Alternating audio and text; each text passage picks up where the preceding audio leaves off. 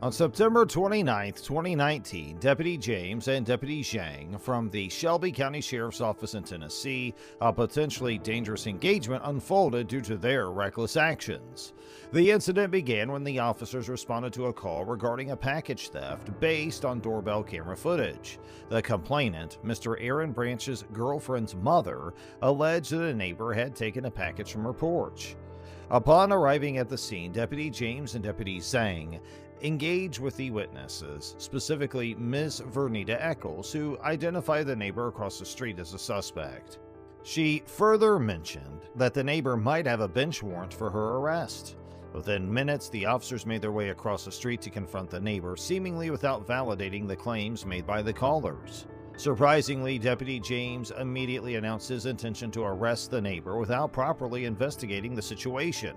It was during this engagement that Mr. Branch, the original recorder of the incident, arrived on the scene while openly carrying a firearm on his hip.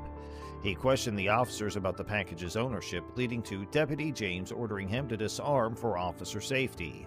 However, Tennessee law permits citizens to bear arms for self-defense, and there's no requirement to disarm themselves around officers unless there's a legitimate safety concern. Yeah. Okay, now that box that came off the front porch, did y'all see a name on that box by any chance? We didn't get a chance to look at it because it was stolen before we got a chance to. Now, if we show you guys what the box looked like, how you doing, sir? Are you an officer, sir? Put your hands up, man. I don't need to put my hands up. This is for officer safety. I don't need to put my hands up. Put your hands up, dude. The situation escalated as Deputy James unholstered his firearm, which Mr. Branch rightly challenged. This action was unnecessary and potentially dangerous escalation, as Mr. Branch was not displaying any behavior that indicated he posed a threat to the officers. Deputy James cited a state statute to justify his actions, but his interpretation was flawed considering the circumstances. Furthermore, the officers threatened to arrest Mr. Branch and his girlfriend for disorderly conduct, despite being on private property. The proper procedures, you're supposed to ask if he has his handgun permit. You don't know. Okay. Yes, I do. Hey, yes, I do. We went to the class. Yes, I do. I don't need to keep my hands up. Yes, put your gun away. This is for officer safety. You asked to see his permit. Okay, can he just step in the house then? No, I need that car. We're not talking to you, man. No, my car right now. We're not talking to you right now. We're not talking to you right now. We'll go in the house then. I don't need to go in there. I haven't committed a crime. You have a permit. Where's your gun? Amber, record Officer James. We're gonna make a start today. I'm gonna make a start at James today. I'm gonna make you a start, James. I'm gonna make you a start today. Step away, man. We're not talking to you. Okay. Let me see your permit. Keep this arm up. Let me see your permit. I don't need to keep anything. I can do whatever the This is officer safety. No, sir. do what you do. Police officers are in your presence. The First Amendment protects speech on private property, and the officer's threats infringed upon this right. Legal precedents underline the special protection for personal liberties within one's home. The officer's subsequent behavior with an unidentified woman, initially detained due to the reported theft, raises Fourth Amendment concerns. While reasonable suspicion justified her initial detention, the officers extended her handcuffed detention in a police cruiser even after she provided evidence that could have dispelled their suspicions.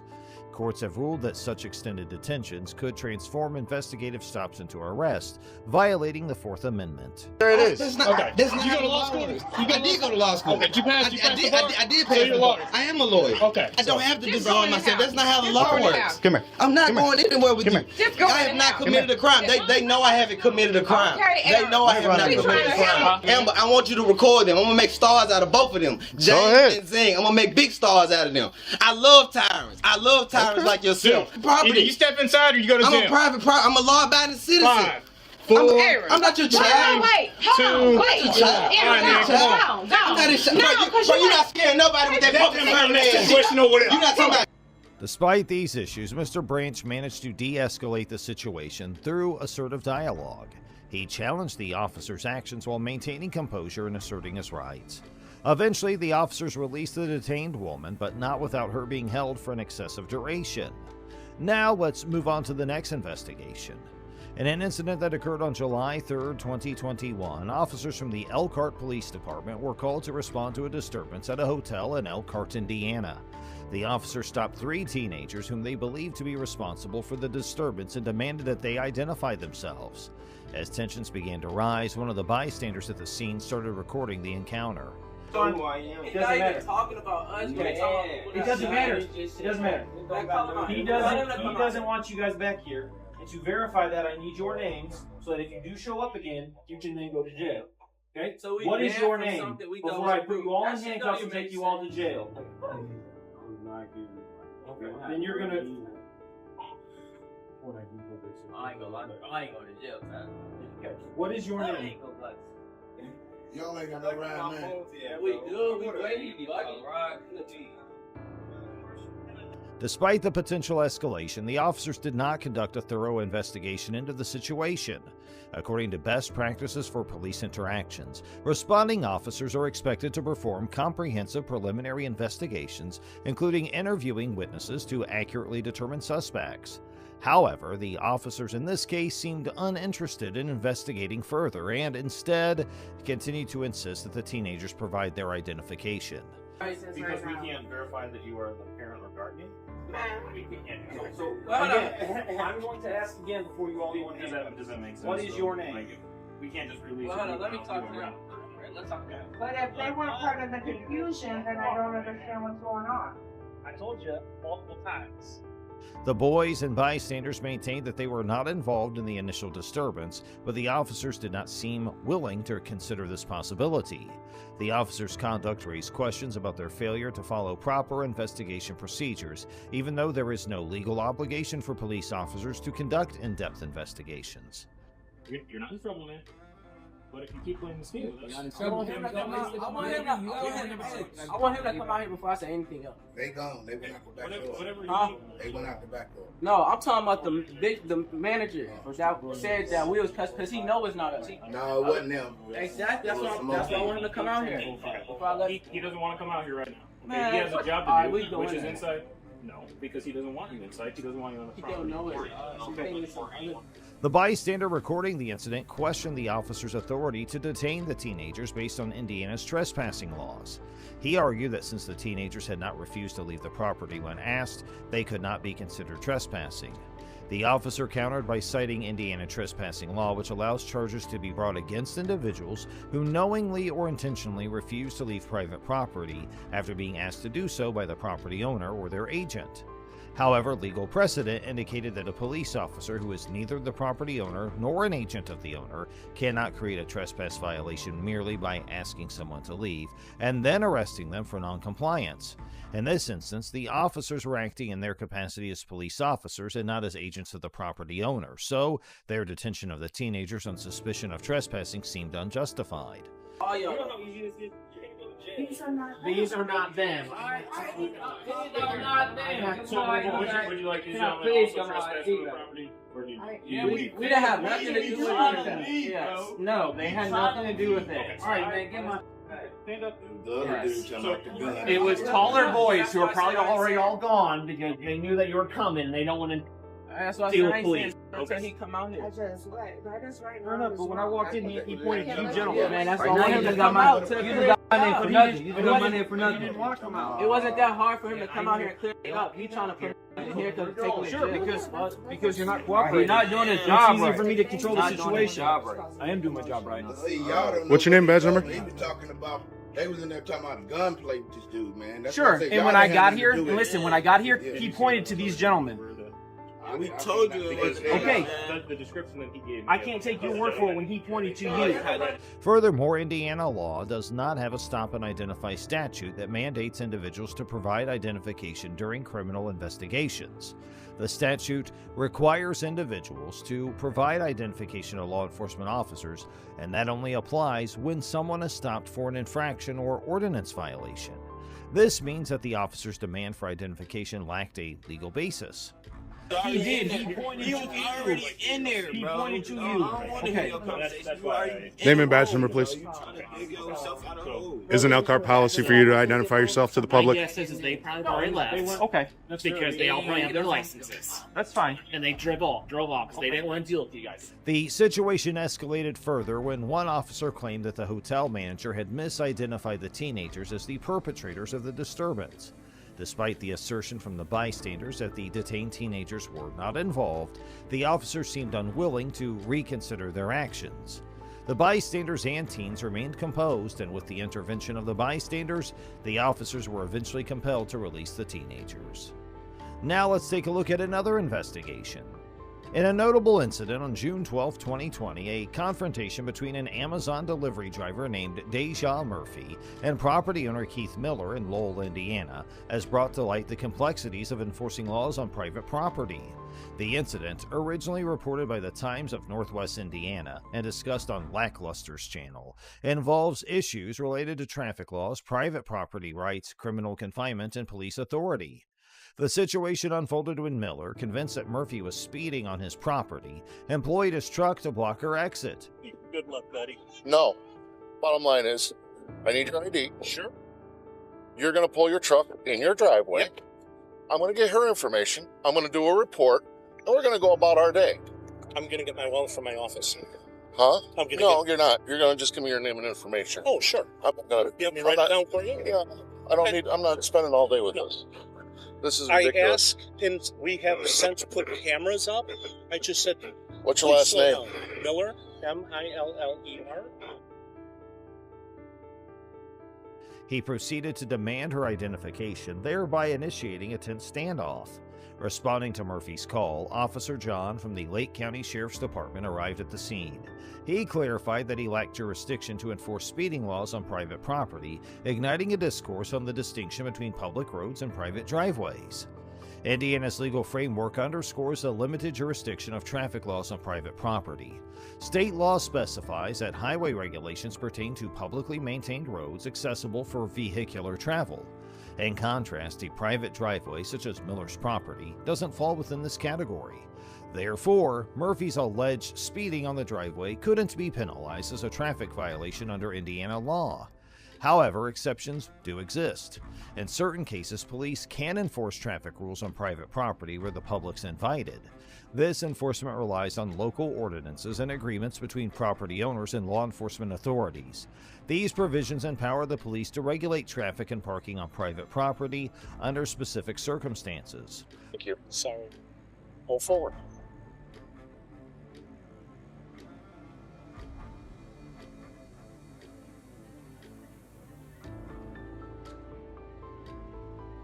Okay, ma'am.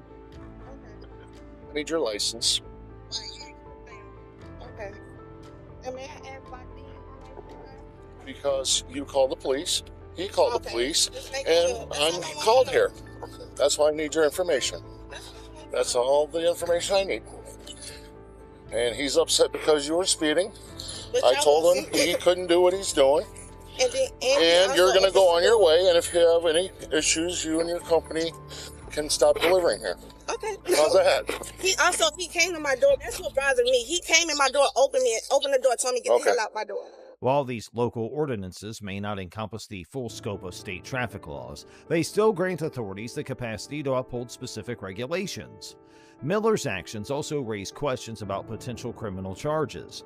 Officer Marshall suggested that his conduct might align with the crime of criminal confinement, defined as knowingly or intentionally restricting another person's liberty without consent.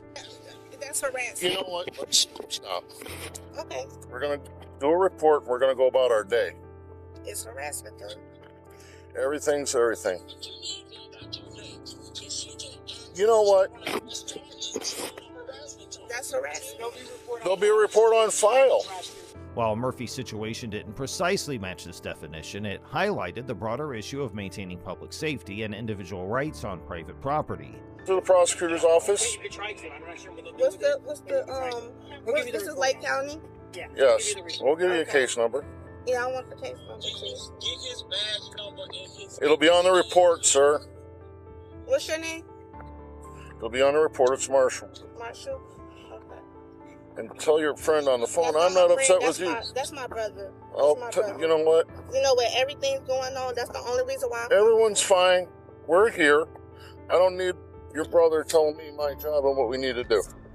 I think you need to get a hold of your supervisor and tell him no, we already talked. Okay. She was on the phone when all of this get a hold of your supervisor. What's the phone number you can reach that? 219-779. The incident also touched on the concept of harassment. However, Indiana law defines harassment as involving communication with an intent to harass, annoy, or alarm another person without legitimate communication. Because this definition doesn't cover in-person interactions, Miller's actions toward Murphy, while unsettling, might not fall within the legal definition of harassment. Fundamentally, the incident underscores the scope of police authority concerning private property and the need to strike a balance between individual rights and public welfare. Indiana's police power enables the state to enact reasonable restrictions on private property to ensure community safety, health, and morality. While the jurisdiction of traffic laws on private driveways remains limited, criminal violations, regardless of the location, can still lead to police intervention. Good morning, I'm Officer Parker with the Guyton Police Department. Any reason you ran that stop sign right there? What stop sign? The one right there at Parker's. One that I sat there for like 5 minutes waiting for traffic to go through? You have a driver's license. I do. Alright, mind getting it? Yeah, that's fine. Oh, shoot. I need a debit card, huh? I don't want that. Just give me a second, okay? Yeah, no problem. Alright, here you go, Mr. Harville. Please be more careful at the stop signs, okay? I got you. Hey, man. You know I got a dash cam, right? That's fine. Okay. It's a stop sign right there, and you have a dash cam. I'm going to show you running the stop sign. So. Okay. Okay. Have a good day. You too. In this incident, a driver named Andy Harville is pulled over by a police officer named Marcus Parker. The officer falsely accuses Harville of not fully stopping at a stop sign. Harville informs the officer that the entire incident is being recorded on his dash cam. Despite being informed about the recording, the officer continues to make false accusations and insists that Harville did not come to a complete stop. However, the dash cam footage later proves the officer wrong. It clearly shows that Harville did stop for about a minute at the stop sign and was driving safely. It is revealed that Officer Marcus Parker has a history of misconduct. He had previously been put on administrative leave from a different police department for driving under the influence. He had driven home in his patrol car after consuming multiple drinks at a local restaurant while off duty.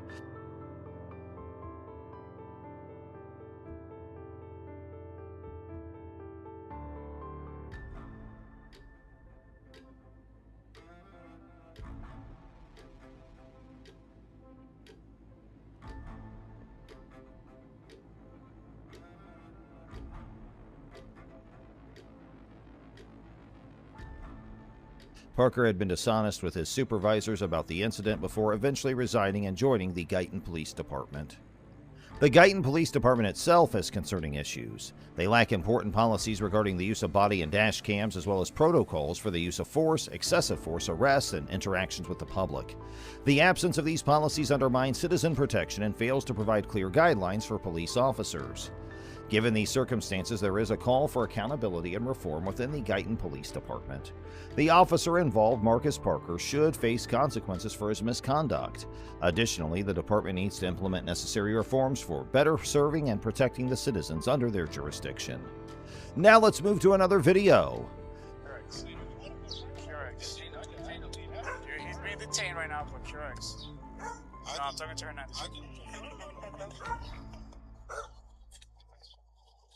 I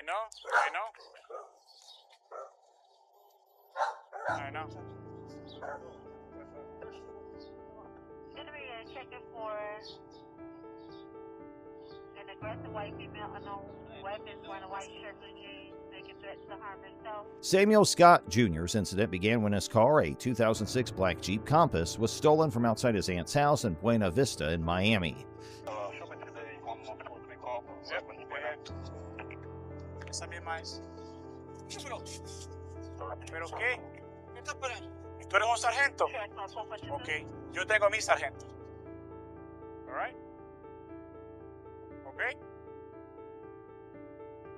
After the theft, Scott immediately called the Miami Police Department to report the incident and seek assistance in recovering a stolen vehicle. However, instead of receiving help, Scott found himself wrongfully detained and arrested by the same officers he had called. Despite being a victim of a crime, the police officers believe Scott was the perpetrator based on a description that matched his appearance. Scott, who is a black man, was wearing a dark-colored shirt over a white undershirt at the time.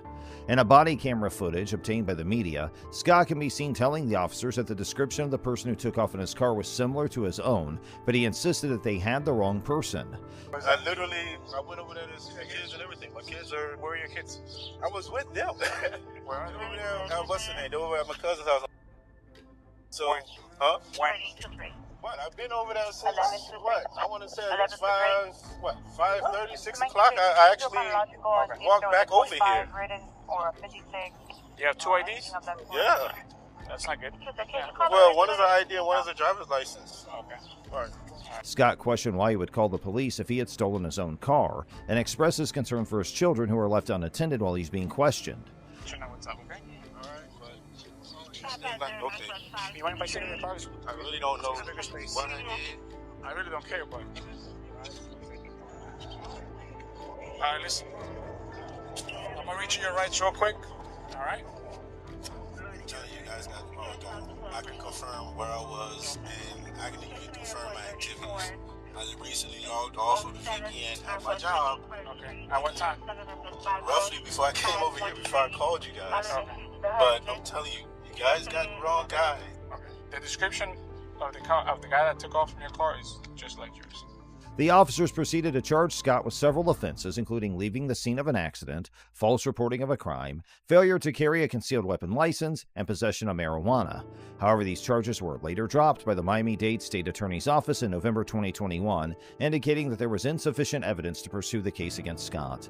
To the time, I really just jumped out of the car to go see. That's it. If you want, like I said, we can go. Like, I had my kids and stuff like that, dropped them off, came over to say hi. And I don't know what happened. I mean, like I said, I know the people that stay across there, over here, all over the place. I don't know what happened. My car just, somebody jumped in, drove off. And I'm sorry, but I'm telling you, I didn't do it. I mean, literally, I mean, why would I call the police? I mean, I called because my car is stolen. I mean, how me and my kids are going to get home? My pillow, my work ID, my work stuff, all of that stuff is in there. Why would I? That's why I'm like, why am I in handcuffs? If I'm calling them and I'm... Just give me a second. You never been arrested before? No. Sure about that? Yeah. Never been arrested. Ex-military? As a result of this wrongful arrest and detention, Samuel Scott Jr. is now suing the Miami PD and 5 specific officers involved in the incident. His lawsuit alleges unlawful search, false imprisonment, and unwarranted prosecution.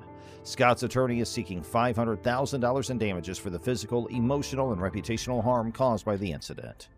Let's now move to another video. You ready? Four. Wait,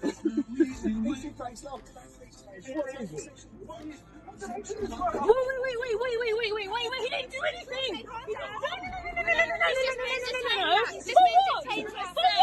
That's why you touched him, my son! He didn't! My son is in the car! I don't want you to go after him! My son is in the car! No! Yeah, that was me! No one's gonna be hurt, just get out of the car! In this incident, the London Metropolitan Police pulled over 2 world-class athletes and they have been accused of racial profiling. One of the athletes is Bianca Williams, a member of Great Britain's sprint team. According to Williams, the police officers approached their car aggressively and seemed ready to break the car window within seconds of their encounter. Ricardo dos Santos, who is Williams' partner and a record holder in the 400-meter event, denies the allegations of cannabis possession made by the police. He expresses feeling hurt and fearful as a result of the incident.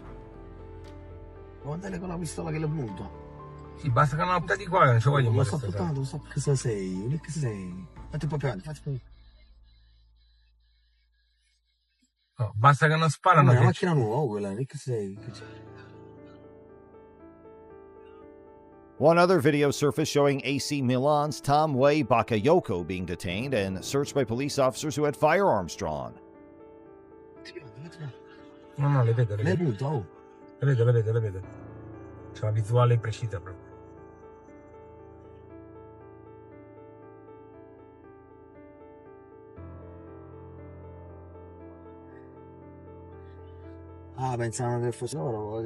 However, Bakayoko was released after the officers recognized him as a famous footballer. The Milan police initially claimed that the check on Bakayoko was conducted with high security measures and justified by the context of the operation. However, they later apologized and released Bakayoko after realizing his identity.